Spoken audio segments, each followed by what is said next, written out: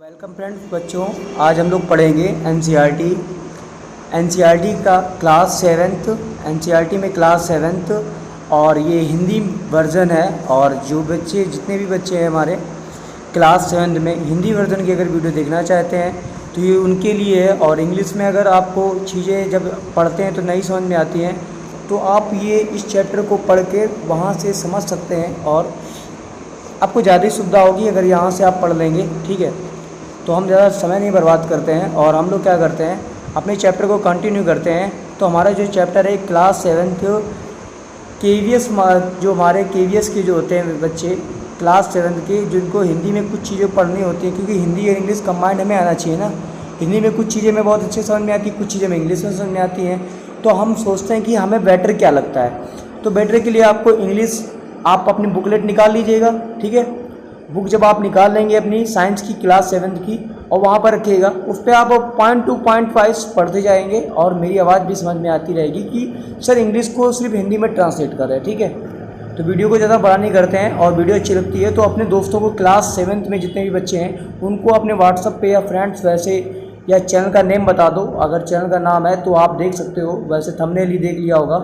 ठीक है, तो आपको @ सिंबल बनाना है। ठीक है, जहाँ पर आप सिंबल बनाएंगे, ठीक है, @ और उसमें आप लिखना है TGT, फिर लिखना है WALA।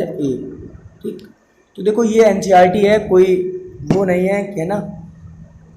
एनसीईआरटी के लिए बहुत बेसिक है, सबके लिए है, क्लास सेवन्थ के लिए, कंपटीशन के लिए भी, सबके लिए होती है। ठीक है, तो वीडियो को स्टार्ट करते हैं हम लोग। ठीक है, तो पहला हमारा जो चैप्टर दिया गया पादपों में पोषण, ठीक है, इसको हम कंटिन्यू करते हैं।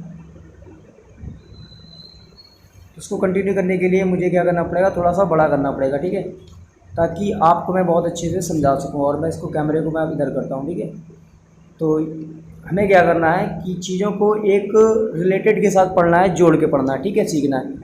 तो जब आप बुक में देखेंगे तो आप इधर लास्ट में देखेंगे तो यहाँ दिया होगा कक्षा क्लास 6 दिया होगा इंग्लिश में आपका। ठीक है, तो दिया गया कक्षा 6 में आप पढ़ चुके हैं कि सभी जीव के लिए भोजन आवश्यक है। तो कुछ जीव का मतलब होता है जितने भी लिविंग होते हैं। ठीक है, लिविंग का मतलब तो जो भी भोजन करते हैं। ठीक, तो उनके लिए भोजन क्या हो सकता है। अब देखो जीव में तो मैं भी आता हूँ, आप भी आते हैं। ठीक है, मम्मी पापा, ठीक, जानवर, उनके भी बच्चे, सब किस में आते हैं, जीवों में ही आते हैं। ठीक है, इसमें कोई प्रॉब्लम आपको, ठीक, तो उनके लिए, सबके लिए भोजन की आवश्यकता होती है।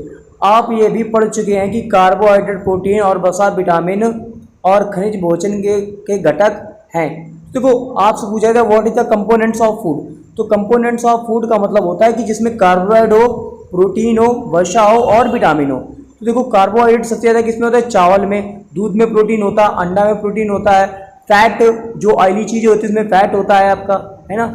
सिंपल है, तो ये सब चीज़ें आपको पता होनी चाहिए कि हमारी ऑयली चीज़ें किस में होती हैं, किस में नहीं होती है। ठीक है, विटामिन भी पाए जाते हैं जैसे vitamin A, B, C, D, ठीक, विटामिन E, विटामिन K।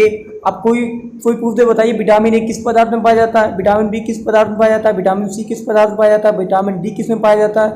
ठीक, तो मेनली जो मोस्टली होता है विटामिन C जो होता है हमारे खट्टे पदार्थों में पाया जाता है, जैसे आंवला हो गया, ठीक, संतरा हो गया, ठीक, नींबू हो गया, ये विटामिन C है। फिर विटामिन D पूछ दिया जाए तो विटामिन D का मतलब क्या होता है कि विटामिन D जो हमारा होता है मेनली सूर्य, उसके लिए एक प्रोटीन है। ठीक है, तो सूर्य से भी पूछा जाएगा कि हाँ सूर्य आपका है कि नहीं है। ठीक, तो ये सब चीज़ें तो हम क्लास 6 में हम डिस्कस कर चुके थे। ठीक है, आप मेरी वीडियो देखेंगे जाके क्लास 6 में, पहले हिंदी में मैंने भी डिस्कस किया गया। ठीक है, तो हम चलो आगे बढ़ते हैं। फिर आगे दिया भोजन की ये घटक हमारे शरीर के लिए आवश्यक है। ठीक है, तथा इन्हें हम पोषक तत्व कहते हैं। तो पूछा जाए what is the definition in the nutrients, तो जिसमें हमारा क्या हो, कार्बोहाइड्रेट्स हो, प्रोटीन हो। ठीक है, अगर यहाँ पर हम बात करें जिसमें हमारा कार्बोहाइड्रेट्स हो, प्रोटीन हो, वसा हो और विटामिन हो। ठीक ठीक, ये सब हमारे क्या कहलाते हैं, पोषक कहलाते हैं। ठीक है, एनी प्रॉब्लम। फिर आगे दिया गया है सभी जीवों को भोजन की आवश्यकता होती है। अब कहता हूँ मेनली मैं भी जीव के अंदर हूँ, मुझे क्या भोजन की आवश्यकता नहीं होती, नहीं, मुझे भी भोजन की आवश्यकता होती है। तो सभी जीवों के लिए भोजन की आवश्यकता होती है। पादप जो होते हैं हरे पौधे, ठीक, हरे पौधे का मतलब होता है जो भोजन अपना स्वयं बना सके। ठीक, आपको भी मैंने क्लास 6 में भी समझाया था कि जो हमारा जो पेड़ पौधे होते हैं, जैसे हमारे पौधे हो गए, पौधे क्या करते हैं कि अपने पत्तियों के द्वारा भोजन बनाते हैं और उनमें एक ग्रीन पिगमेंट पाया जाता है जिसको हम लोग क्लोरोफिल भी कहते हैं। ठीक है, भोजन बनाते हैं, परंतु मानव सहित कोई भी प्राणी अपना भोजन स्वयं नहीं बना सकता है। अब मान लो, अब जानवर ले लो, क्या जानवर अपना भोजन बना सकते हैं? सोचो, क्या जानवर अपना भोजन बना सकते हैं? अब आपके यहाँ कोई डॉग है या बिल्ली है, अब डॉग को कह दो लो, ये लो आटा ले लो, ठीक है, चावल ले लो, दाल ले लो, तेल ले लो, जाओ तुम अपना भोजन बना लो। क्या वो डॉग बना सकता है? क्या बिल्ली वो बना सकती खाना? नहीं बना सकती ना। वो तो हम पर निर्भर रहती है ना, कि हम लोग खाना जब बनाएंगे कुछ खाना उनको दे देंगे। तो वही बोल रहा है, कुछ ऐसे प्राणी होते हैं जो अपना भोजन स्वयं नहीं बना पाते हैं। जैसे पेड़ में ले लो, पेड़ में अमरबेल होता है, अमरबेल क्या होता है, दूसरे पेड़ पर ही निर्भर रहता है। और जैसे जुए ले लो, हमारे बालों में होते हैं, बालों में हो जाते हैं तो हमारा ही खून चूसते हैं, तो ये बड़े हम पर आश्रित होते हैं। तो कुछ ऐसे जानवर होंगे, ठीक है। आगे दिया गया, वे पादपों वे पादपों का आहार ग्रहण करने वाले जंतुओं से अपना भोजन प्राप्त करते हैं, अतः मानव तथा अन्य प्राणी प्रत्यक्ष व परोक्ष रूप से पादपों पर निर्भर करते हैं। तो कोई ना कोई है व्यक्ति जो दूसरे पर निर्भर होकर भोजन को ग्रहण करता है, ठीक है। मेरी समझ में आ गया होगा, ठीक है आपको। आगे हमारा दिया गया है, देखो, अब बूझो का मतलब होता है कि कोई करेक्टर है, कोई करेक्टर पूछ रहा है आपसे कि बूझो जानना चाहता है कि वह पादप अपना भोजन किस प्रकार बनाते हैं, वो जो भोजन होंगे अपने किस प्रकार बनाते हैं। तो अब यहाँ पर हम 1.1 पढ़ेंगे, ठीक है, ये हमारी एक्टिविटी होती है। दिया गया पादपों में पोषण विधि। अब पादपों में पोषण विधि का मतलब क्या होता है? सिंपल है, हम लोग पढ़ेंगे तो समझ में आ जाएगा। चलो यहाँ पे देख लेते हैं। दिया गया है केवल केवल यहाँ से आप पढ़ेंगे, केवल पादप ही ऐसे जीव हैं जो जल, कार्बन डाइऑक्साइड एवं खनिज की सहायता से अपना भोजन बना सकते हैं। ये सभी पदार्थ उनके परिवेश में उपलब्ध होते हैं। बोला कुछ ऐसे पादप होते हैं या ऐसे जीव होते हैं जो जल और कार्बन डाइऑक्साइड और उनकी खनिज की सहायता से अपना भोजन बना लेते हैं। तो उनको देखो हाथ पैर की आवश्यकता नहीं होती, उनको सिर्फ क्या चाहिए? जल चाहिए और कार्बन डाइऑक्साइड चाहिए, ठीक। मेनली हमें दो चीज दे दो और अपना भोजन स्वयं बना लेंगे, ठीक। उसके बाद दिया गया पोषक पदार्थ सजीवों को शारीरिक संरचना एवं वृद्धि एवं क्षतिग्रस्त भागों के रख रखाव के लिए समर्थ बनाते हैं तथा इन विभिन्न जैव प्रक्रम के लिए आवश्यक ऊर्जा भी प्रदान करते हैं। तो जो हमारे पोषक पदार्थ होते हैं वो सजीवों की शारीरिक संरचना में वृद्धि तथा क्षतिग्रस्त भागों में रख रखाव के लिए समर्थ बनाते हैं तथा विभिन्न जैव प्रक्रम के लिए आवश्यक ऊर्जा भी प्रदान करते हैं। सजीवों द्वारा भोजन ग्रहण करने की उपयोग को हम लोग क्या बोलते हैं? पोषण कहते हैं। सजीवों का मतलब होता है जो लिविंग ऑर्गेनिज्म होते हैं, जो हमारे क्या करते हैं? सांस लेते हैं। अब देखो, पेड़ पौधे भी भोजन बनाते हैं, वो भी सांस लेते हैं, ठीक है। मानव भी होता है, वो भी सांस लेता है, जितने भी एनिमल्स है वो सब सांस लेते हैं। तो उन्हें क्या, वो एक तरीके से सारे में सजीव में ही आ जाएंगे, ठीक। फिर आगे दिया गया है पोषण की यह विधि जिसमें जीव अपना भोजन स्वयं संश्लेषित करते हैं, उन्हें स्वपोषण कहते हैं। स्वपोषण का मतलब होता है जो अपना भोजन स्वयं बनाते हैं। अब मान लो आपके घर में लड़ाई हो गई, ठीक है, अब आप लड़ गए, आपने कह दिया मैं अपना भोजन खुद बनाऊंगा, तो आप क्या हो गए? स्वपोषण हो गए। आपने कह दिया नहीं, मैं मम्मी या पापा के हाथ का बना हुआ खाना नहीं खाऊंगा, ठीक है। तो सिंपलेस्ट है, जो खुद से अपना भोजन निर्माण करते हैं या खुद से जो भोजन बनाते हैं उन्हें हम क्या कहते हैं? स्वपोषण कहते हैं। समझ में आ गया? ठीक, आगे हम लोग चलते हैं।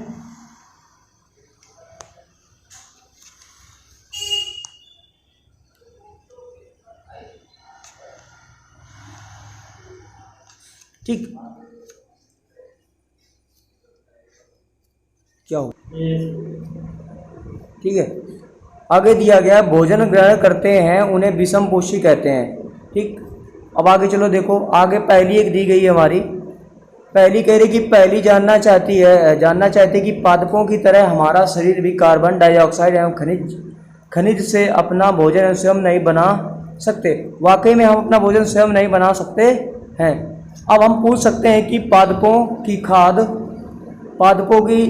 फैक्ट्रियाँ कहाँ स्थित हैं? क्या भोजन पादप के सभी भागों में निर्मित होता है अथवा केवल कुछ विशेष भागों में? पादप अपने परिवेश से कच्ची सामग्री किस प्रकार प्राप्त करते हैं? खाद्य फैक्ट्रियों तथा उनका स्थानांतरण किस प्रकार होता है?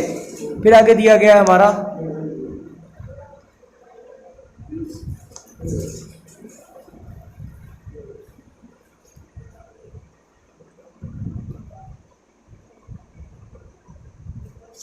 इसको अब यहाँ से पढ़ोगे जरा एक मिनट, ठीक है। यहाँ से पादपों में पोषण विधि, ठीक है।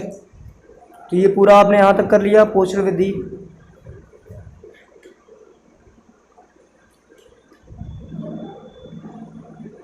ठीक।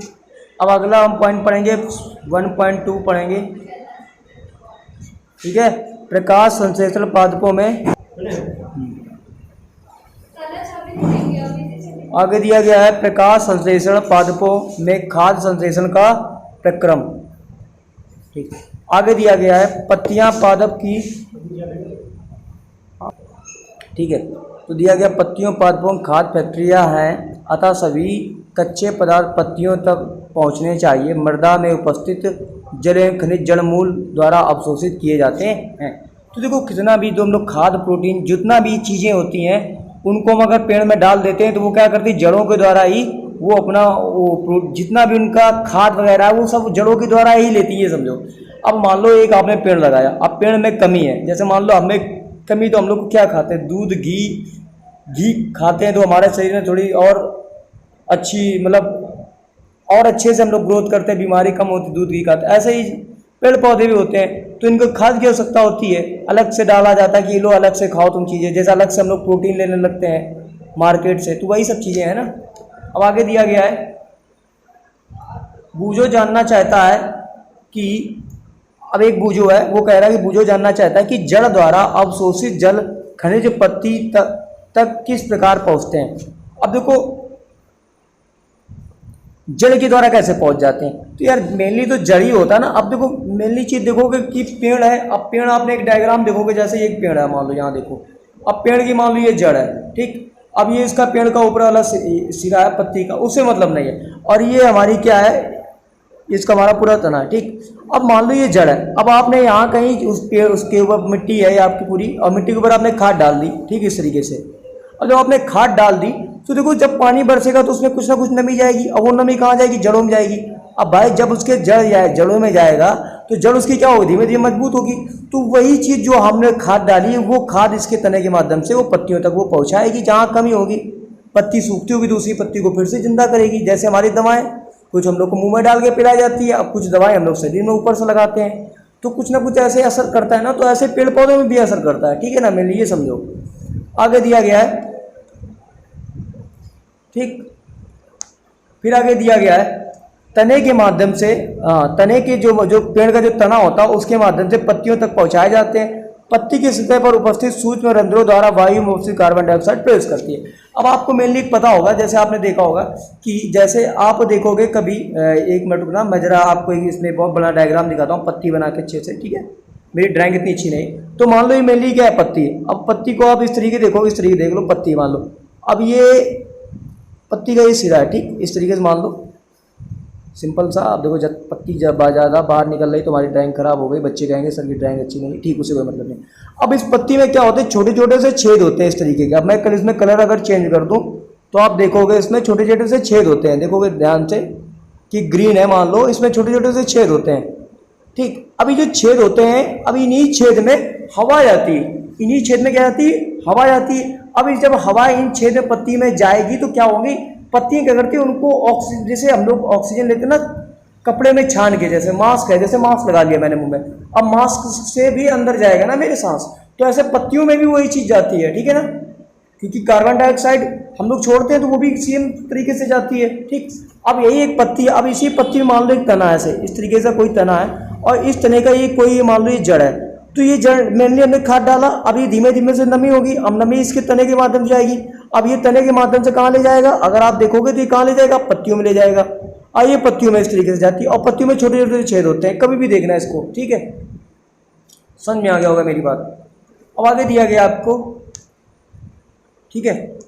अब इसका आप डायग्राम देखोगे मेनली, तो आप इसका डायग्राम देखोगे, मैं पूरा आपको दिखाने की कोशिश कर रहा हूँ। तो यहाँ पर बोल रहा है कि आप देख सकते हैं कि हाँ आप पहले देखोगे आप कोशिकाएं, तो आपने देखा कि इमारतों ईंटों से बनती है इसी प्रकार, ठीक, इमारतें ईंटों से बनती है इसी प्रकार, ठीक। सजीवों का शरीर सूक्ष्म इकाइयों से बनता है। अब शरीरों का जो शरीर है किससे बनता है, सूक्ष्म इकाइयों से बनता है, क्योंकि जो कोशिका जो क्या कहलाती, कोशिकाएं कहलाती।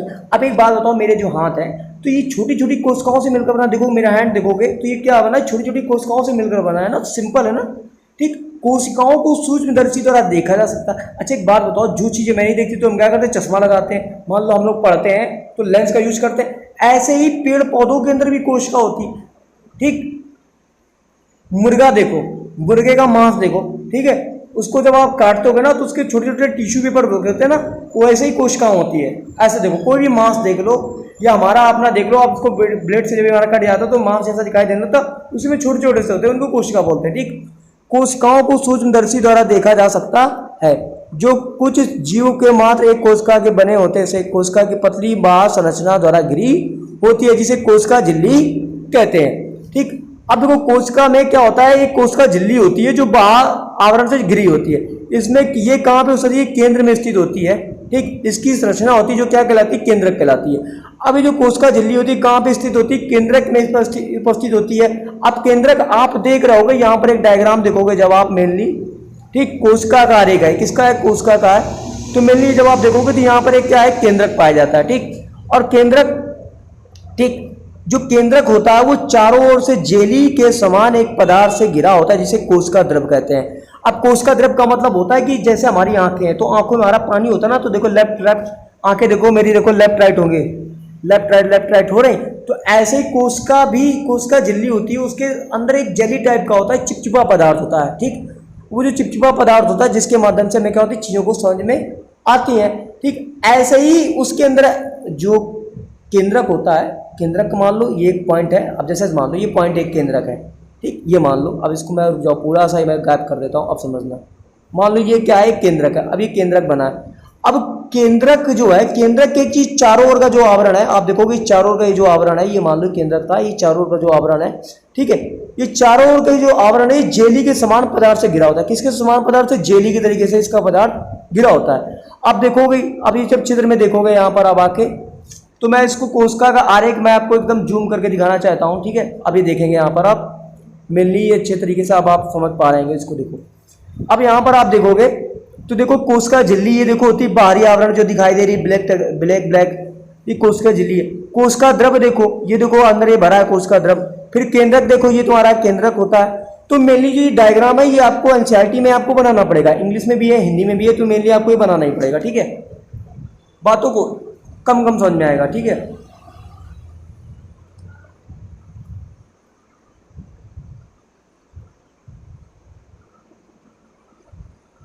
ठीक है, एक मिनट रुकना, मैं ज़रा जूम कर लेता हूँ, ठीक है।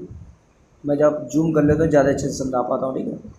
अब आगे देख लो, जब आप पढ़ोगे तो लिखा है यह रंध्र के द्वारा कोशिकाओं द्वारा घिरी होते हैं, ऐसे छिद्रों को रंध्र कहते हैं, ठीक। अब दिया गया जल एवं खनिज वाहिकाओं द्वारा पत्तियों तक पहुंचाए जाते हैं। जल एवं खनिज वाहिकाओं द्वारा पत्तियों पर पहुंचाए जाते हैं। अब वाहिकाएं का मतलब क्या होता है, देखो हमने बताया था तना, अब तने में इस तरीके से होती हैं, तो इसके अंदर से ही पत्तियों में ही जाएगा, ठीक है ना, समझ रहोगे मेरी बातें, ठीक। ये वाहिकाएं नली के समान होती हैं तथा ये जो जड़ तना शाखाएं एवं पत्तियों द्वारा फैली होती हैं।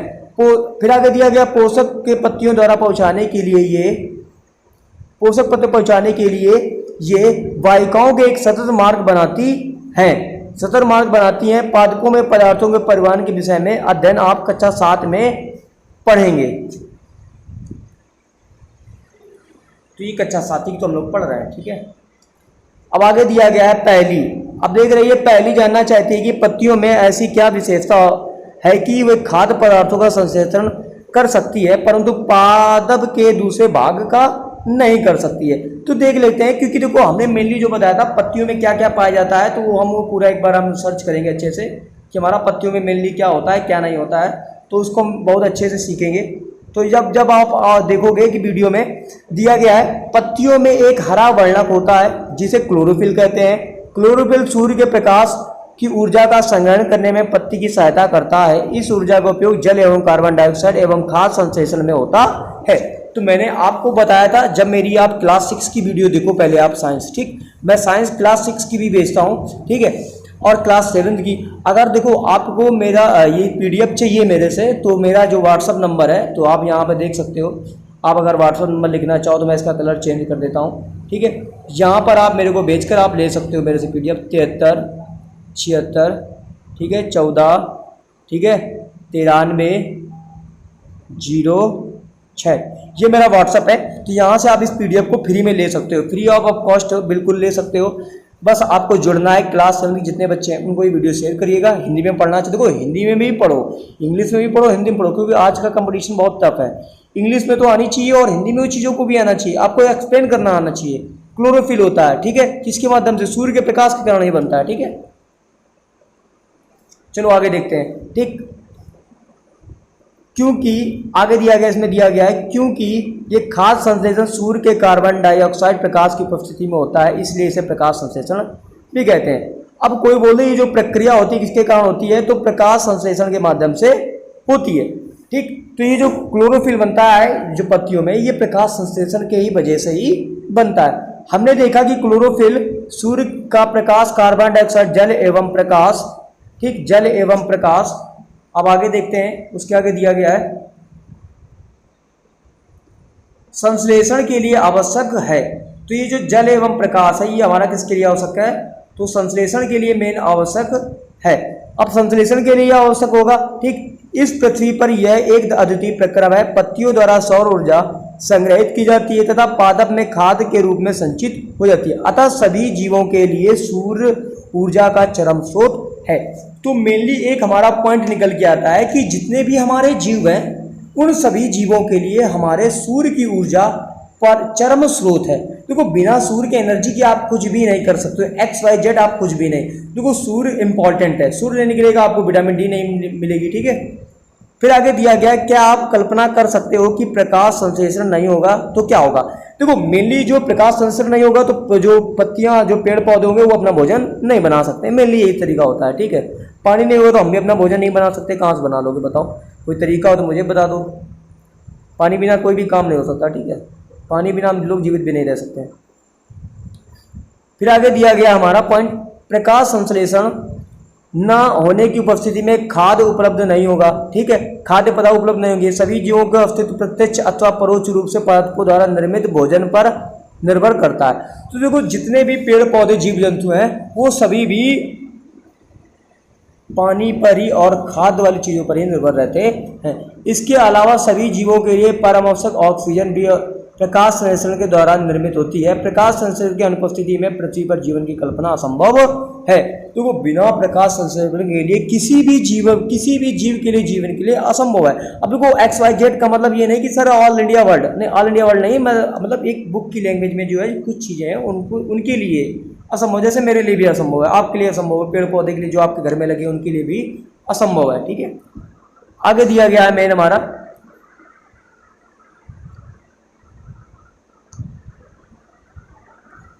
ठीक, अब दिया गया है, ठीक, पॉइंट को हम पढ़ते हैं। प्रकाश संश्लेषण के दौरान पत्तियों की क्लोरोफिल युक्त कोशिकाएं चित्र 1.2 में दिया गया, वो हम लोग पढ़ लेंगे, ठीक है, आगे कोई दिक्कत नहीं, पढ़ लेंगे। सूर्य के प्रकाश की उपस्थिति में कार्बन डाइऑक्साइड और जल से कार्बोहाइड्रेट संश्लेषण करती है, वो चित्र 1.3 में दिया गया, वो भी हम लोग देख लेंगे। इस प्रक्रम में समीकरण द्वारा दर्शाया जाता है। अब देखो आपका जो ये मेन पॉइंट है, मेन पॉइंट आपका यहाँ से निकल के आता है, सर कैसे, कि आपको ये जो रिएक्शन है आपको ये मेनली ये याद करनी होगी कि जब हमारा प्रकाश संश्लेषण होता है तो उसके लिए जल, कार्बन डाइऑक्साइड, सूर्य का क्लोरोफिल, कार्बोहाइड्रेट और ऑक्सीजन की आवश्यकता होती है। तो यहाँ पे आप देख सकते हो कि देखो मेनली चीज़ है, आप देखोगे कार्बन डाइऑक्साइड हो गया, जल हो गया, ठीक, सूर्य का प्रकाश और क्लोरोफिल भी होगा उसमें, कार्बोहाइड्रेट हो गया और ऑक्सीजन हो गया, ये मेनली इसमें हमें आवश्यकता ही पड़ती है। फिर आगे दिया गया है, इस प्रक्रम में ऑक्सीजन निर्मुक्त होती है और कार्बोहाइड्रेट द्वारा पत्तियों में मंड स्टार्च रूप संचित हो जाता है। अब देखो स्टार्च पत्तियों में क्या हो जाता है, संचित हो जाता है। जब ये प्रक्रिया होगी तभी ये होगा काम, और ये किसमें होता है, मेनली जो होता है पत्तियों में ही होता है। अब ऐसा नहीं सर जड़ों में हो सकता है, ऐसा नहीं, पत्तियों में ही होता है, ठीक, क्लियर, मेरी बात समझ में आ रही है आपको, ठीक है। आगे दिया गया है हमारा, अब देख रहे हो जो चित्र दिया गया उस चित्र को हम लोग देखेंगे यहाँ पर, कि देख लो, आप चित्र को मैं अगर पूरा दिखाने की कोशिश करता हूँ तो यहाँ पे आ जाइए, आप पूरा चित्र देखिए अच्छे से कि मैंने किस तरीके चित्र को दिखाने की कोशिश की है। अब देख लो ये जो क्लोरोफिल होता है कहाँ पाया जाता है, देख लो आप, तो ये देख लो ये पत्तियाँ बनी, इनमें क्लोरोफिल पाया जाता है, ठीक। फिर आगे दिया गया द्वार कोशिकाएं होती है, रंध्र होते हैं, ये भी मैंने पढ़ा दिया, पत्ती का काट बिंदु होता है। फिर आगे देख लो रंध्री द्वार होता है, ये पत्ती है, ठीक। अब इसके द्वार कोशिका देख लो पत्ती में क्या होता है, ठीक। फिर आगे दिया गया जो पॉइंट है क्लोरोफिल युक्त कोशिकाएं दर्शाते हुए किसी पत्ती का काट चित्र।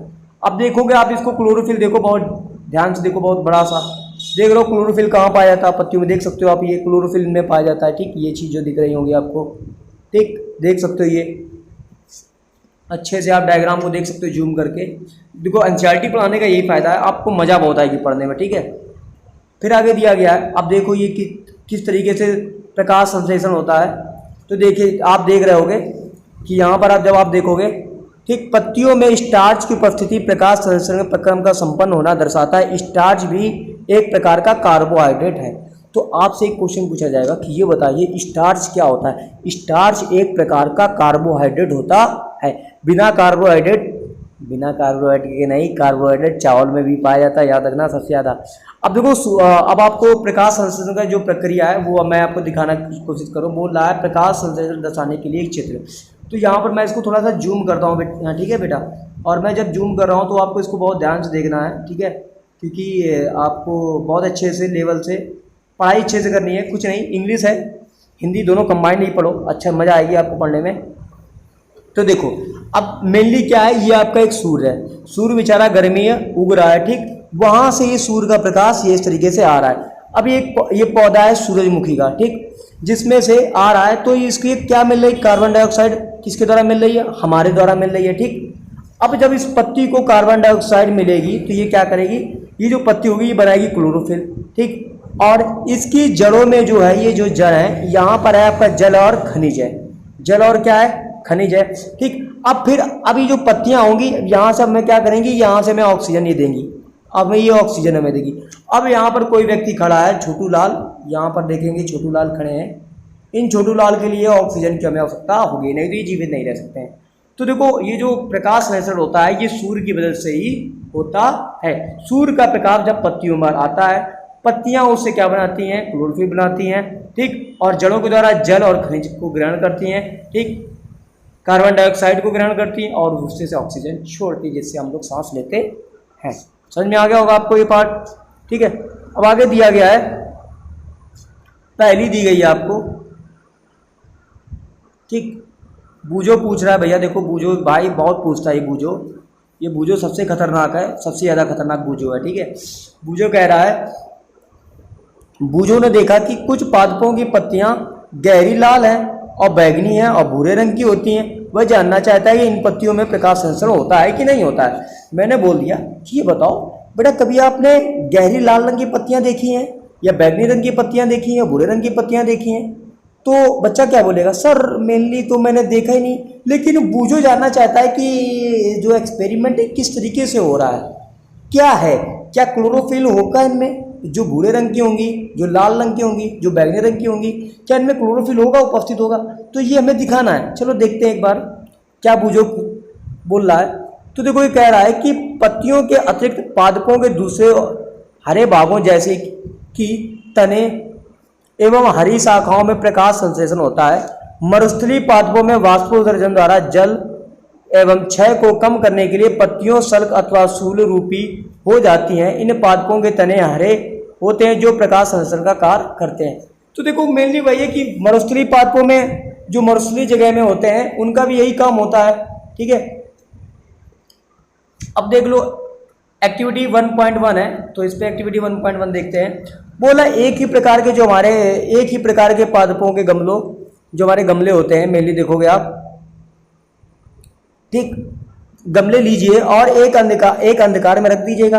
एक काले बॉक्स में रख दो, 72 घंटे के लिए रखिए, ठीक, 72 घंटे के लिए। दूसरे को सूर्य के प्रकाश में रख दो।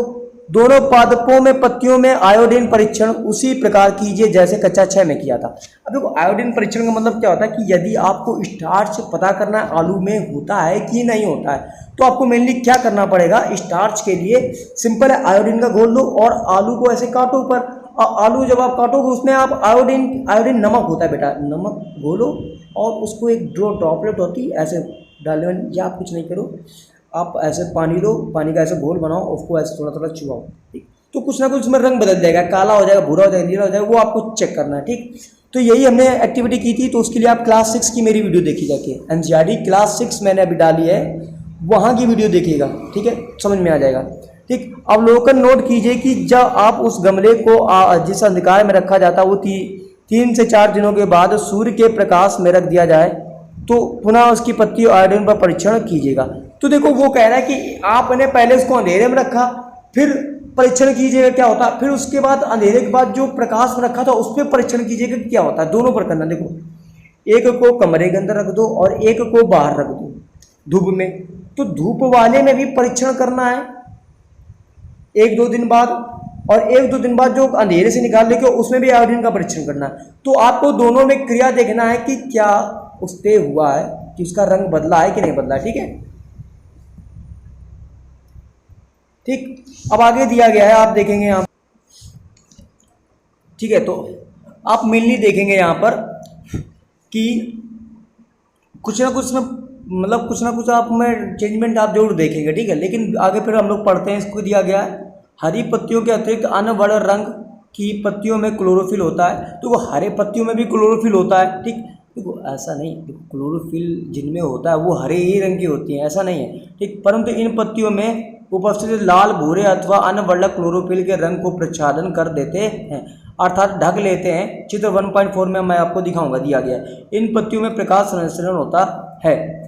आप गली दीवारों पर, तालाब अथवा ठहरे हुए जलाशय में हरे अवपंखी काई, अब काई का मतलब देखो यहाँ पर आ गया है। देखो जब आप जाते होगे, मेनली आप देखोगे कि तालाब गए होगे किसी गांव में, या अपने गांव में जाना तो तालाब के ऊपर देखना काई जैसी जमी रहती है। तो वो जो काई होती है वो भी एक क्या होती है, वो भी एक क्लोरोफिल ही मान लो उसमें पदार्थ पाया जाता होगा। ठीक, देखे होंगे समानता कुछ जीवों में वृद्धि के कारण होता है, बनते हैं, जिन्हें हम शैवाल कहते हैं। तो देखो इनमें भी शायद हरा रंग है तो उसमें क्लोरोफिल पाया जाता है, लेकिन ये जो काई होती है उसको हम शैवाल कहते हैं।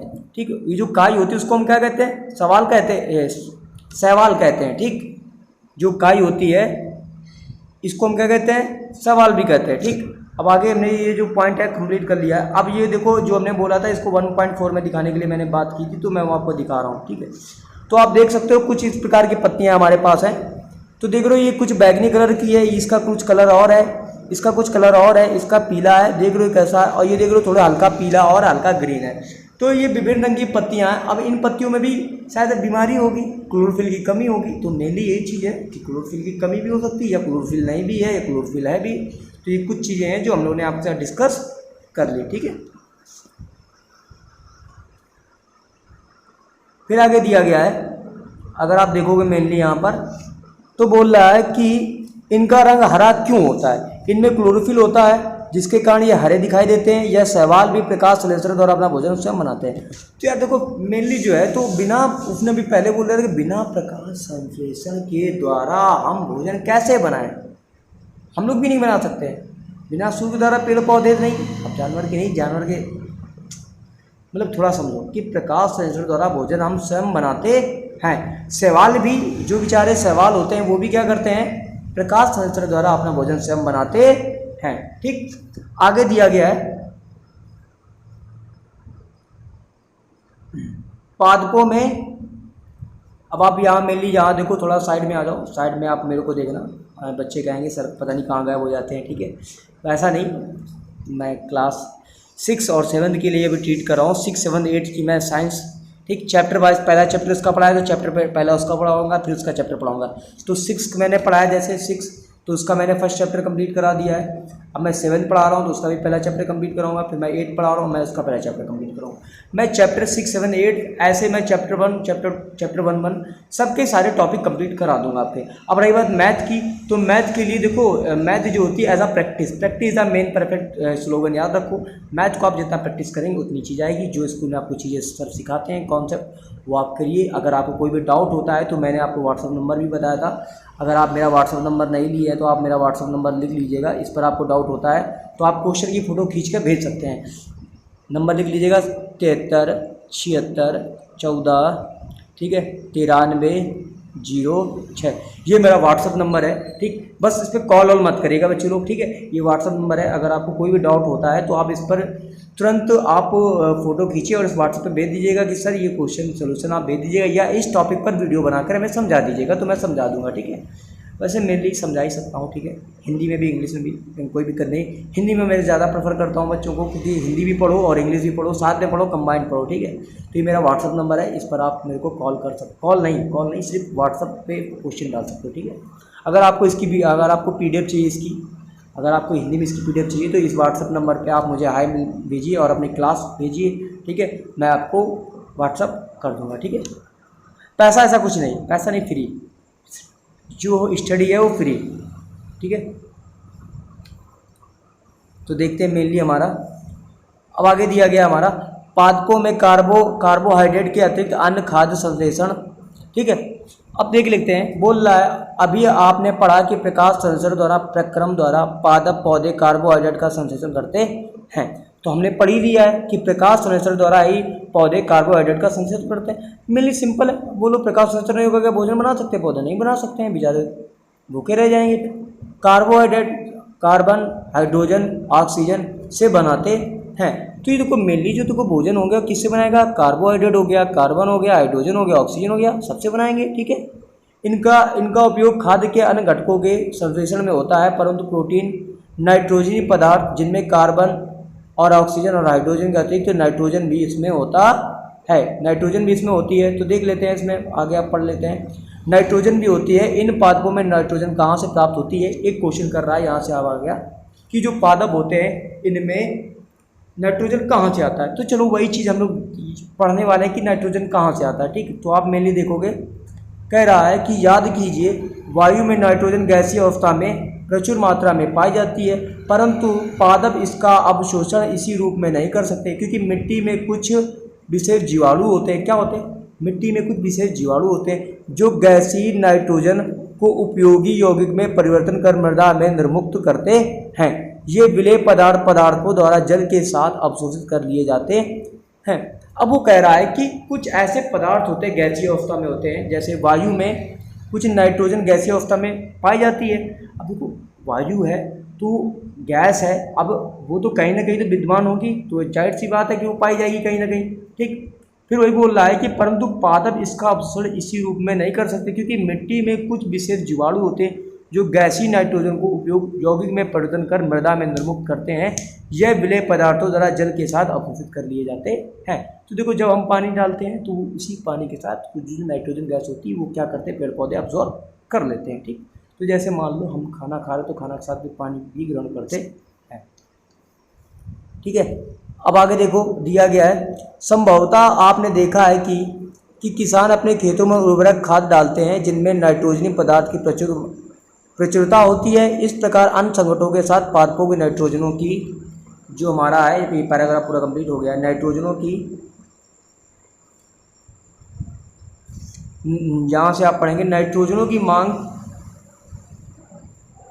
हाँ यहाँ देख लो, नाइट्रोजनों की मांग की आपूर्ति हो जाती है। इसके पश्चात पादप खाद्य के अन्य संगठनों जैसे प्रोटीन व वसा का संश्लेषण करते हैं। मेनली प्रोटीन, वसा का संश्लेषण करते हैं। मेरा एक क्वेश्चन है आपसे बच्चों लोग, सभी लोग क्वेश्चन को नोट करिएगा। ये बताइए प्रोटीन और फैट किन किन पदार्थों में पाया जाता है? ऐसे कौन से हैं जिनमें प्रोटीन और फैट पाया जाता है? बताइए जल्दी से, आप जल्दी से बताइए, कमेंट पर बताइए कि प्रोटीन और फैट किस में पाया जाता है। देखते जो पहले नंबर पे कमेंट करेगा उसको लाइक मिलेगा, ठीक है। मेरी तरफ से जो हार्ट है वो आपको मैं दूंगा, ठीक है। चलो कोई बात नहीं, आगे दिया गया हमारा पादपों में पोषण की विधियाँ, ठीक। पादपों में 1.3 है, आप अपनी इंग्लिश की बुक नोट देखेंगे तो उसमें एक्टिविटी 1.3 आएंगे, तो उस पर आप देख सकते हैं, ठीक। बोला है कुछ पादप पौधे ऐसे भी होते हैं जिनमें क्लोरोफिल नहीं हो पाया जाता है, वो भोजन संश्लेषण नहीं कर सकते हैं, वो कैसे जीवित रहते हैं तथा वो पोषक किस प्रकार प्राप्त करते हैं। तो ये देखो क्वेश्चन पे क्वेश्चन किए जा रहा है हमसे। बोला कुछ ऐसे पेड़ पौधे होते हैं जिनमें क्लोरोफिल नहीं पाया जाता है, ठीक, वो अपना भोजन संश्लेषण नहीं कर सकते हैं, वे कैसे जीवित रहते हैं तथा वे पोषक किस प्रकार प्राप्त करते होंगे, वो अपना पोषण जो होता है वो किस प्रकार प्राप्त करते होंगे। तो मेनली आपको मैं बता देता हूँ, ठीक। तो इसको मैं थोड़ा सा इधर ले आता हूँ, ठीक है, और आप थोड़ा इधर आ जाओ, और इसको मैं आपको इधर थोड़ा सा दिखा के थोड़ा सा हल्का सा मैं कर रहा हूँ कि थोड़ा सा लेफ्ट राइट करना पड़ता है, अब थोड़ी मेहनत करनी पड़ेगी ना। कुछ पादपों, ठीक है, तो बोला था अन्य वे पोषक तो किस प्रकार प्राप्त करते होंगे। मनुष्य एवं अन्य प्राणियों की तरह वे ये पादप भी अपने पोषण के लिए अन्य पादपों द्वारा निर्मित खाद्य पर निर्भर होते हैं, ठीक। उन्हें विषमपोषी प्रणाली का उपयोग करते हैं। तो बोल रहे हैं कि क्या हमारे तरह भी वो आश्रित होते होंगे पौधे कि जिनमें क्लोरोफिल नहीं होता, क्या बेचारे भूखे रहते होंगे, ठीक। ऐसा नहीं है, वो आश्रित होते हैं, वो भी पेड़ पौधे पर ही आश्रित होते हैं, वो भी पेड़ पौधों को ही अपना आहार बना लेते हैं, ठीक है। ऐसा नहीं कुछ, ठीक। अब दिया गया है चित्र 1.5, ठीक। चित्र पर 1.5 के लिए मैं आपको दिखाता हूँ। देखो वीडियो को ना 360 पर चलाइएगा आप, तो वीडियो को आपका अगर वीडियो आपको धुंधली दिखाई दे तो आप हमेशा उसको क्वालिटी बढ़ा लो, 360 पर चलाओ, मस्त अच्छी वीडियो दिखेगी, ठीक है। और मेरी लैंग्वेज भी आपको समझ में आएगी, ठीक है। फिर आगे दिया गया है, इसमें देखोगे आप कि चित्र 1.5 में ध्यान से देखिए, क्या आपको एक वृक्ष के तने एवं शाखाओं में लिपटी हुई रस्सीनुमा पीली रंग की एक संरचना दिखाई देती है। ये अमर बेल का पादप है, इसमें क्लोरोफिल नहीं होता है। ये अपना भोजन पादपों पर प्राप्त करते हैं जिस पर ये आरोहित होते हैं वह पादप परपोषी कहलाता है, क्योंकि अमर बेल जैसे पादप परपोषी व अमूल पोषक से वंचित करते हैं। तो देखो जो दूसरे पर आरोहित हैं उन्हें परपोषी कहलाया जाएगा। जैसे आप देख सकते हैं, ये चित्र आप देखोगे, ये देखो डायग्राम, तो ये आपका अमर बेल है। ये क्या है, आपकी अमर बेल है, जो आप यहाँ पर देख रहे होगे परपोषी पादप। तो ये अमर बेल है, देख सकते हो किस तरीके से ये दूसरे पर आश्रित है। तो ये देख रहे हो वो पूरे फैल गई है यहाँ पर पेड़ों में। तो देखो ये जब फैल गई तो इसमें क्लोरोफिल तो नहीं है, लेकिन ये भोजन तभी भी खा रही है, दबा के खा रही, खूब दबा के भोजन करे जा रही है मान लो, ठीक। लेकिन दूसरे पेड़ पर आश्रित है, ठीक है। तो ये याद रखना अमर बेल, ठीक है, कोई दिक्कत है इसमें। आगे दिया गया है कि फिर अगली एक पहली पूछ रही, पहली जानना चाहते कि हमारा रक्त चूसने वाले मच्छर, खटमल, जू एवं जोंक जैसे जीव भी परजीवी हैं। हाँ, 101% ये परजीवी हैं, 101% ये परजीवी हैं। परजीवी का मतलब होता है जो दूसरे पर आश्रित होते हैं। क्यों आश्रित होते हैं? मच्छर हो गया, हम पर ही आश्रित होता है, रात में बैठ जाएगा, यहाँ बैठ जाएगा, सर में बैठ जाएगा, खूब खून चूसता है, ठीक। खटमल हो गया, रात में खूब काटता है, ठीक। जुएं हो गए, हमारे बालों में देखो कितने बड़े बड़े बाल हैं, मान लो मेरे में जुएं हो जाए तो मैं क्या करूँगा, ठीक। तो सिंपल वही है कि जुएं भी, ठीक। ये भी जोंक भी है, जोंक भी चपक जाती है, खून चूसती है, तो ये सब क्या होंगे, परजीवी ही होते हैं, ठीक। फिर आगे दिया गया है क्या आप बोल रहा है कि क्या आप ऐसे पादपों को देखा है जिनके विषय में सुना है ये जंतुओं का भक्षण करते हैं। कुछ ऐसे पादप भी होते हैं जो कीटों को पकड़ते हैं तथा उन्हें पचा जाते हैं। ये विस्मयकारी नहीं है, ऐसे पौधे हरे व अन्य किसी रंग के हो सकते हैं। चित्र 1.6 में हम दिखाएंगे आपको, ठीक। पादप को देखिए, वह घड़ के समान दिखाई देने वाली संरचना वास्तव में इसकी पत्तियों का रूपांतरित भाग है। घड़ का मतलब घड़े जैसा, ऐसे इसको देखो, इस तरीके देखो ऐसे पकड़ता है। देखो अगर मैं आपको कैमरे को जूम करके दिखाऊं तो ये देखो, कैमरे को अगर जूम करके मैं इसको दिखाऊँ अच्छे से, आपको अच्छे से समझो कि जैसे मान लो एक पेड़ है, इस तरीके से इसका मुँह होता है, जैसे कोई अंदर आता है इसको झप से ऐसे बंद कर लेता है इस तरीके से, तो बेचारा उसी के अंदर दबा रह जाता है, ठीक है। तो ये चीज़ें आपको समझ में आनी चाहिए, ठीक है। अब ज़्यादा नहीं, बड़ा नहीं तो फिर लोग पढ़ेंगे नहीं पाएंगे, ठीक है, ठीक। बाग होते हैं, पत्तियों के शीर्ष बाग घड़े के ढक्कन बनाता है। क्या बनाता है? ढक्कन बनाता है। ढक्कन मतलब इस तरीके से ऐसे बंद कर लेता है चीज़ों को, इस तरीके से ऐसा ठप से बंद कर लेता है जैसा आता है, ठीक है। घड़े के अंदर अनेक रोम होते हैं जो नीचे की ओर ढलके रहते हैं, अर्थात अधोमुखी होते हैं। जब कोई कीट घड़े में प्रवेश करता है तो उसके रोमों के अब आगे देख लो, इसके रोमों के पूरे पढ़ना पड़ेगा, रोमों के बीच फंस जाता है। देखो हम पूरा पढ़ लें पहले, उसके बाद आपसे डिस्कस करेंगे।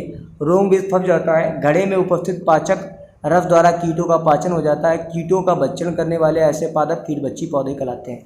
अब कीट बच्ची घटकर्णी पौधा सबसे इम्पॉर्टेंट, क्लास 7th और 8th में मैंने पढ़ाया था, हिंदी मीडियम वाले जो बच्चे स्कूल में मैं पढ़ाया था, ठीक है।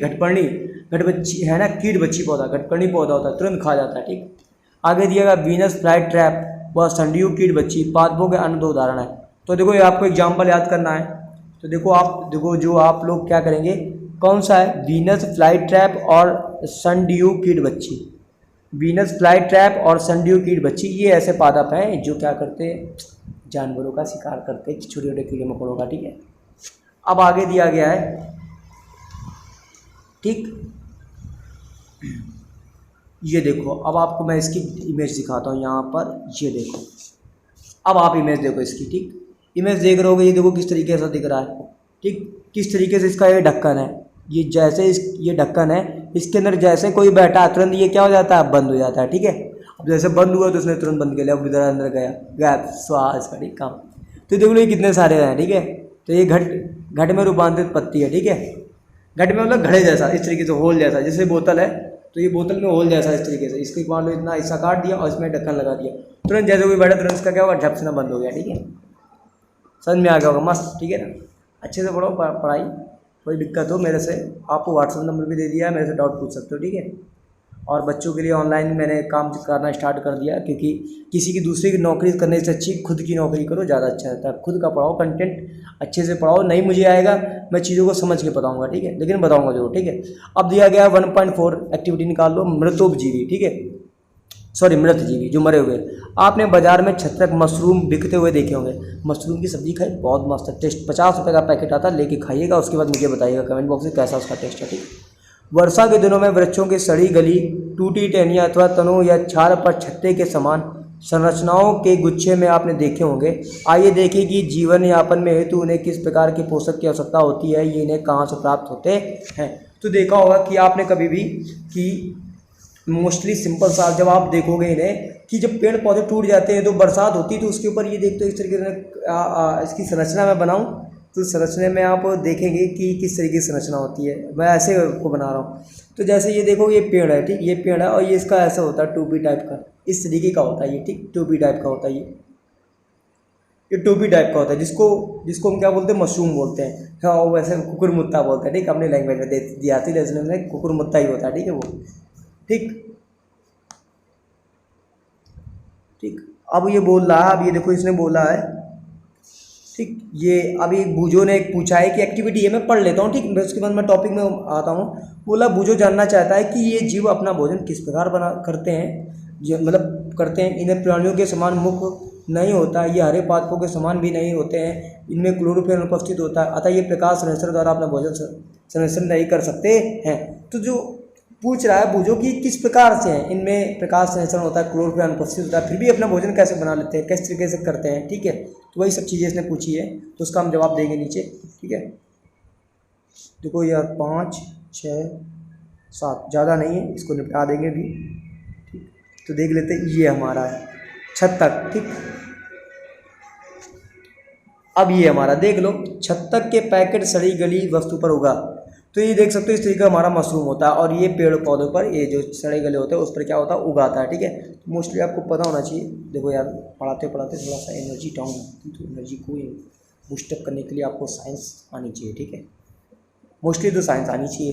ठीक, तो देखो जाके सड़े गले पदार्थ देखो कहाँ पर हैं, आप देखो जाके अपने यहाँ। ठीक है, फिर मेरे को भी बताना सर मेरे को मिल गया, ऐसे हाथ हैंड करना। ठीक है, हैंड पे कमेंट करना है सर देखो मैंने देखा है। ठीक है, और हो सकती है तो व्हाट्सअप पे जो मैंने नंबर दिया है उस पर आप फोटो खींच के भेज सकते हो। ठीक है, तो मेनली पढ़ाई ओनली स्टडी। ठीक है, ओनली स्टडी मटेरियल। ठीक है, आगे दिया ब्रेड। ठीक, ब्रेड डबल रोटी का एक टुकड़ा लेकर इसे जल में भिगो लें, इसे किसी नमी एवं ऊष्म स्थान में 2 से 3 दिन के लिए रख दीजिए, अथवा उसी समय तक रख दे दीजिएगा।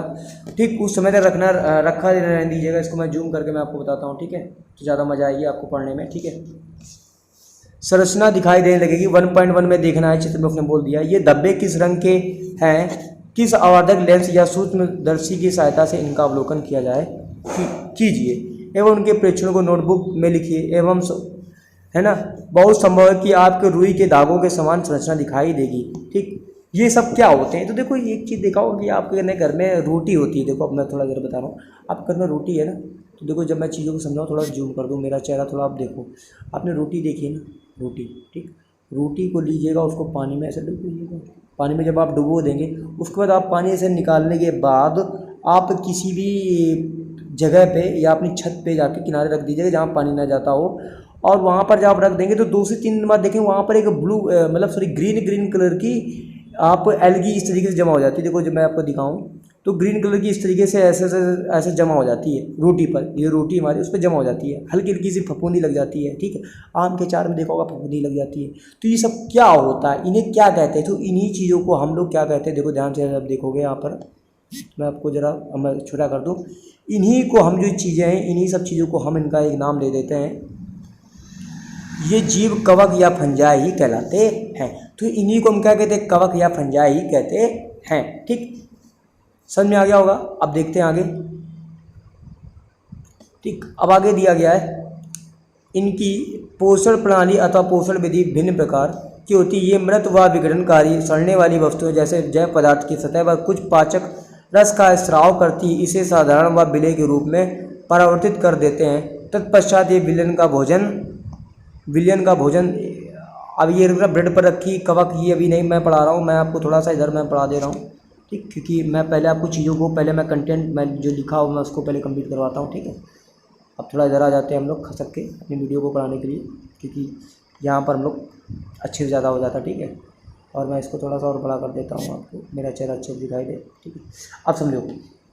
तो वो लय के रूप में अवशोषण करते हैं। इस प्रकार के पोषण की प्रणाली जिसमें जीव किसी मृत या विघटित जैविक पदार्थों में पोषक प्राप्त करते हैं वो मृत्युपजीवी पोषण कहलाते हैं। तो मृत्युपजीवी जो मृत व विघटित जैविक पदार्थों से अपना पोषक पदार्थ करते हैं, जो मरे हुए सड़े गले से प्राप्त करते हैं, उन्हें मृत्युपजीवी कहते हैं। मृत्युपजीवी पोषण प्रणाली का उपयोग करने वाले जीव मृत्युपजीवी ही कहलाते हैं। फिर आगे दिया गया है कवक फंजाई अचार, चमड़े, कपड़े व अन्य पदार्थों पर उगते हैं। तो देख लो कहाँ कहाँ उगते हैं। तो आपने एक क्रॉस क्वेश्चन कर दिया मेरे से, सर रोटी में ही क्या उगते हैं? नहीं, रोटी में नहीं उगते बेटा। बेटा ये अचार में भी उगते हैं, मैंने बताया था, चमड़े में भी उगते हैं, कपड़े में भी उगते हैं और अन्य पदार्थों में भी उगते हैं। ये उन स्थानों पर उगते हैं जहाँ पर नम या उष्ण हो। कवक की वृद्धि के लिए वर्षा ऋतु सबसे अच्छी परिस्थिति प्रदान करती है। देखो बारिश के मौसम में ज़्यादा उगते हैं। देखो कि काई लग जाती होगी आपके घर में, जीने में देखना कभी काई लग जाती, वही कवक है। ठीक है, इसी कारण वर्षा ऋतु के दौरान अनेक वस्तुएं कवकों की वृद्धि के कारण नष्ट व अनुपयोग हो जाती है। तो ये बेचारी क्या हो जाती है कि पूरे जो कवक होते हैं ये आपके इसी तरीके से बेचारे नष्ट हो जाते हैं। अब इनका कोई यूज ही नहीं कर पाता। भाई कौन यूज करता है? ठीक, अपने अभिभावकों के कवक द्वारा होने वाले नुकसान पर चर्चा कीजिए। अब देखो इनकी चर्चा करना है तो देख लेते हैं, पहले पहली पढ़ लेते हैं। ठीक है, पहली की याद है कि उसको सुंदर जूते जिन्हें वह विशेष अवसरों पर पहनती थी वर्षा ऋतु में कवक के कारण वो खराब हो गए हैं। वह जानना चाहती कि वर्षा ऋतु में कवक अचानक कैसे प्रकट हो जाता है। अब आपने बोल दिया सर ये बताइए कि कवक वर्षा वाले दिन ही टपक जाते क्या जमीन पर? नहीं, ऐसा नहीं बेटा कि कवक वर्षा वाले दिन ही टपक जाता है, ऐसा नहीं कुछ। मेरे लिए आप देखोगे किस तरीके से आता है। तो बरसात के मौसम में ही जो होती है काई लगना स्टार्ट हो जाती है। ठीक है, फिर आगे देख लो, उसने बोला है कि समानता कवक में बीजाणु वायु में उपस्थित होते हैं। जब वे किसी जैव पदार्थ द्वारा उत्पाद पर बैठते हैं तो यह नम वे उष्ण हो जाते हैं व अंकुरित होकर नए कवक को जन्म देते हैं। क्या आप बता सकते हैं कि हम अपनी वस्तुओं को कवक द्वारा खराब होने से किस प्रकार बचा सकते हैं? तो मैं अभी बता रहा हूँ किस प्रकार बचा सकते हो। नमी से दूर रखो, ऑटोमेटिक बच जाएंगे। ठीक, उससे पहले आपको मैं दिखा देता हूँ ब्रेड। मैं आपको ब्रेड दिखा रहा हूँ, ये देखो आप ब्रेड। तो ये ब्रेड में आपको देख रहे हो ये कवक जमा हुआ फंगी। तो आप एक ब्रेड लो, उसको पानी में गिला करके या किसी भी सूखी जगह पर रख दो। 3 से 4 दिन बाद देखना उसमें ग्रीन कलर की ऐसे एल्गी जमा हो जाएगी। देखो इस तरीके से ऐसे जमा हो जाएगी। ठीक है, तो वो कवक होता है, कवक को बोलते हैं एल्गी। ठीक है, आगे दिया गया पहली, फिर एक पूछ रही है। पहली कह रही बताइए। ठीक, बोल रही पहली ने बताया कि ईस्ट एक छत्रक जैसे एक अनेक कवक उपयोगी है, परंतु कुछ कवक पादपों एवं जंतुओं एवं मनुष्य में रोग उत्पन्न करते हैं। कुछ कवक बोल रहा है कुछ कवकों का उपयोग औषधि के रूप में भी किया जाता है। वाकई में कुछ कवकों का उपयोग औषधि के रूप में हम करते हैं, वाकई में करते हैं। ठीक, अब उनके बारे में पढ़ते हैं जरा भी थोड़ा। ठीक है, आगे दिया गया हमारा कुछ जीव एक दूसरे के साथ रहते हैं तथा अपना आवास एवं पोषक तत्व एक दूसरे के साथ बांटते हैं। इसे सहजीवी संबंध कहते हैं।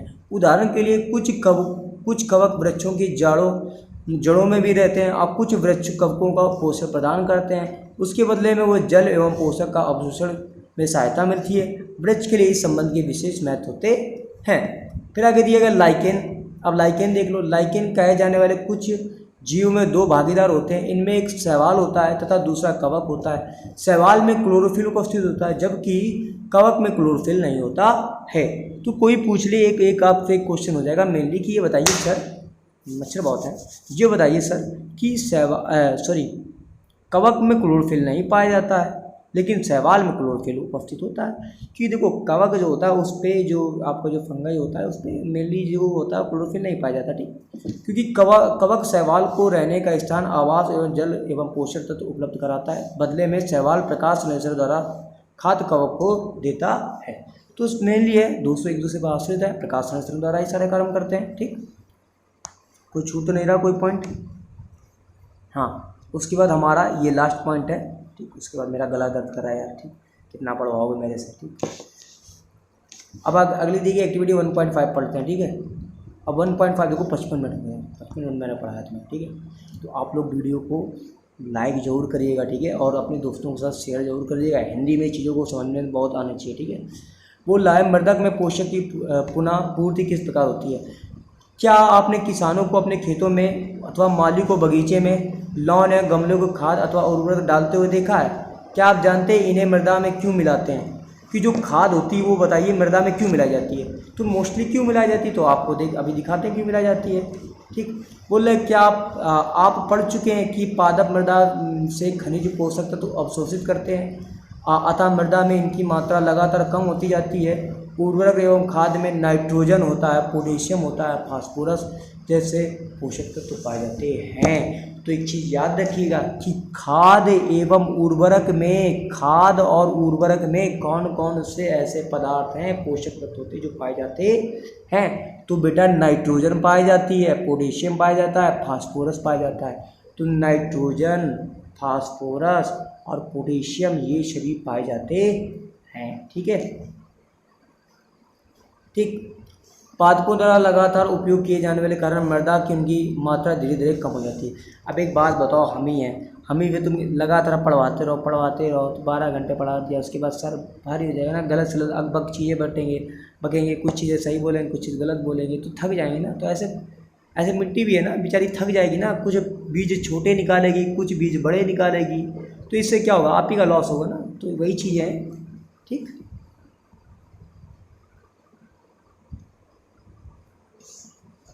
तो ये चीज़ है, थोड़ा सा देखना पड़ेगा आपको, ठीक है, लेकिन कोई बात नहीं। अब हम लोग देख लेते हैं मृदा को इन पोषक तत्वों में को समृद्ध करने के लिए भूमि में उर्वरक तथा खाद मिलाने की आवश्यकता होती है। देखो भाई आजकल देखो ज़माना चल रहा है, ठीक, हर चीज़ खाद बिना आप किसी भी चीज़ को नहीं उगा सकते यार, मेनली उगा सकते नहीं यार, हर चीज़ में आज मिलावट है। तो पेड़ पौधे भी बेचारे देखो खाद आज देते हैं, इंजेक्शन लगाते हैं। आज लौकी इतनी छोटी है, इतनी छोटी, उस पर इंजेक्शन लगा दिया, रात में इतनी बड़ी हो गई और उसको सुबह बेच दिया उसको 20 रुपये की।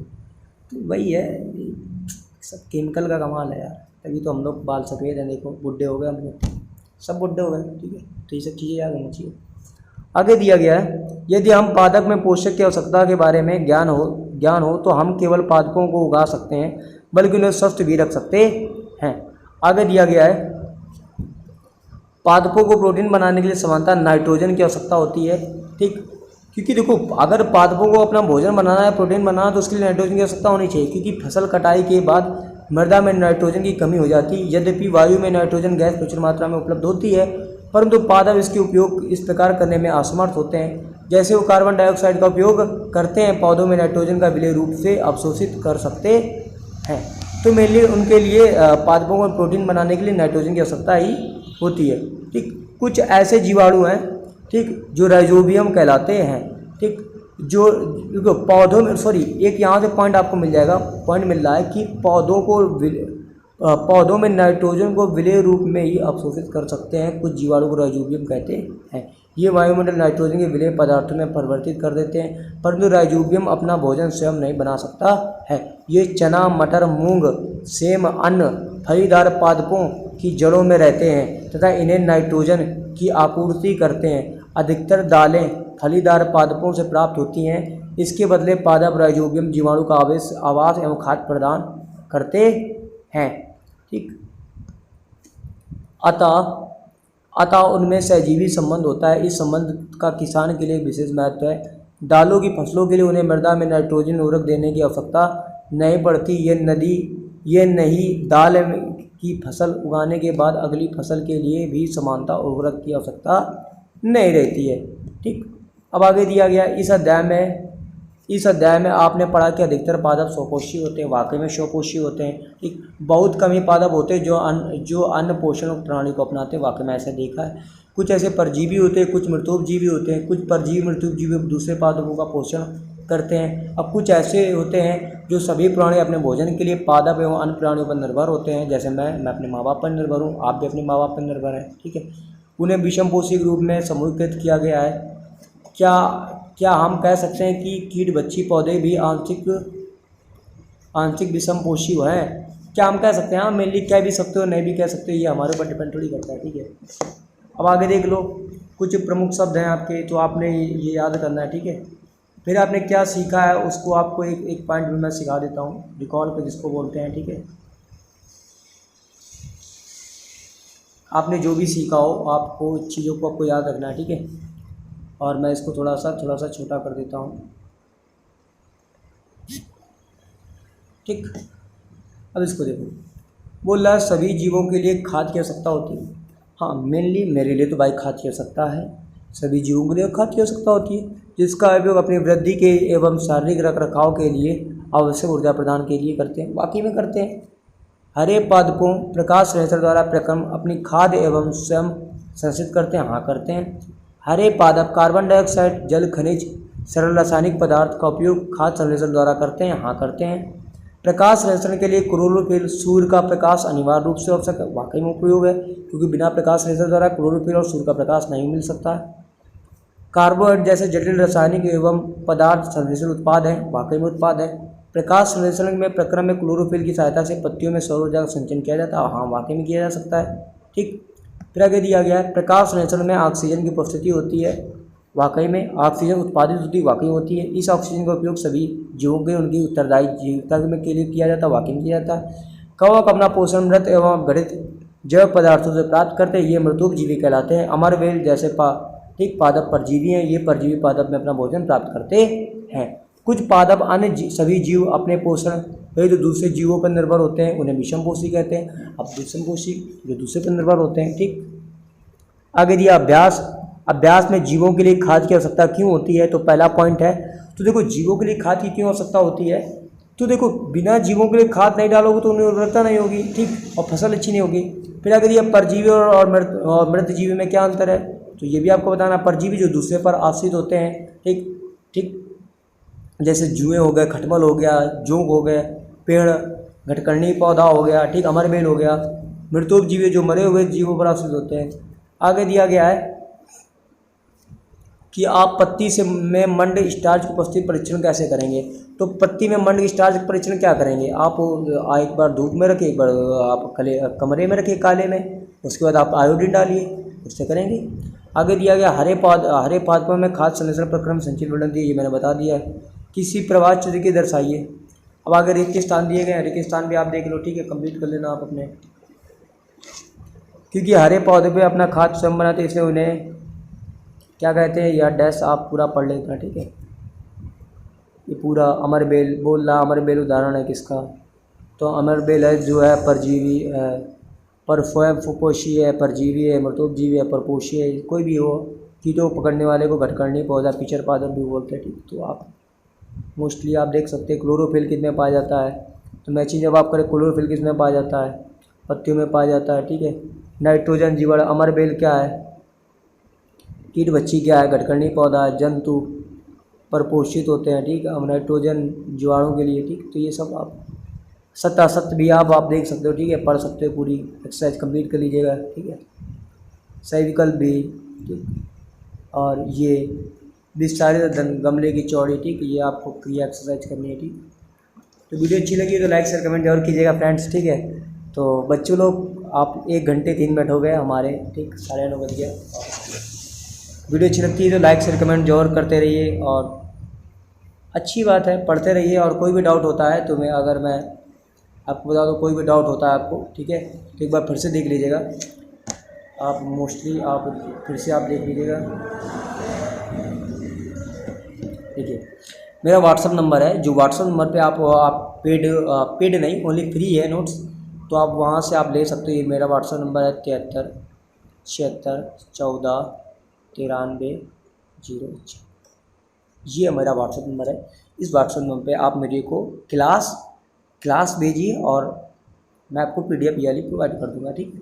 अगर आपको मैथ में कोई भी डाउट होता है, XYZ मैथ में आपको कुछ भी डाउट होता है 9 से 12 तक, नहीं सर 9 से क्या, मैं कह रहा हूँ बेसिक से, मैं कह रहा हूँ PG से आपको कोई भी डाउट होता है, PG से आपको क्लासेस चाहिए मेरे से, तो PG से आप 12 तक मेरे से यहाँ से क्लास ले सकते हैं XYZ, क्योंकि मैं अभी B.Ed की भी मैं कुछ क्लासें मैं डालूंगा, ठीक है। तो आप मेरे से नोट्स भी ले सकते हो, ठीक है, हर चीज़। ये मेरा व्हाट्सअप नंबर है और चैनल को सब्सक्राइब कर लीजिएगा, ठीक, और अपने दोस्तों को शेयर कीजिएगा, ठीक है।